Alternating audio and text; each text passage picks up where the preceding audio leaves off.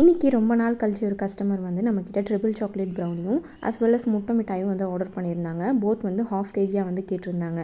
So இவங்க வந்துட்டு லேட்டாக தான் வந்து ஆர்டர் கொடுத்தாங்க. ஸோ அப்போ தான் நான் கொஞ்சம் ஆர்டர்ஸ்லாம் முடிச்சுட்டு போய் உட்காந்துருந்தேன். இவங்க கொஞ்சம் 7:30க்கு மேலே தான் டெக்ஸ்ட் பண்ணி எனக்கு வந்துட்டு இந்த மாதிரி வேணும் அப்படின்னு சொல்லியிருந்தாங்க. சரி ஓகே அப்படின்னு சொல்லிட்டு நானுமே செய்ய ஆரம்பிச்சிட்டேன். அந்த 3 டைப் ஆஃப் சாக்லேட்ஸ் போட்டு பேக் ஆகி வரும்போது எவ்வளோ டெம்ப்டிங்காக எவ்வளோ ஃபஜ்ஜியாக இருக்குது பார்த்தீங்களா.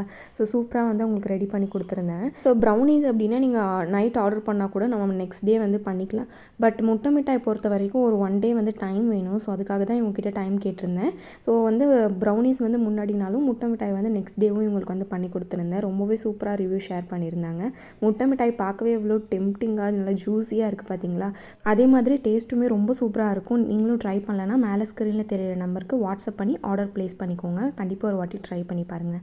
ஸோ இந்த கஸ்டமர் ரொம்ப அவசரமாக கேட்டதுனால நான் சூடோடவே அப்படியே கட் பண்ணேன். ஸோ இவங்க சூப்பராக ரிவ்யூ ஷேர் பண்ணியிருந்தாங்க. as well as இவங்களும் என்னோடய காலேஜ் ஜூனியர் தான். ரொம்பவே சூப்பராக ஹாப்பியாக ரிவ்யூ ஷேர் பண்ணியிருந்தாங்க. பாய்.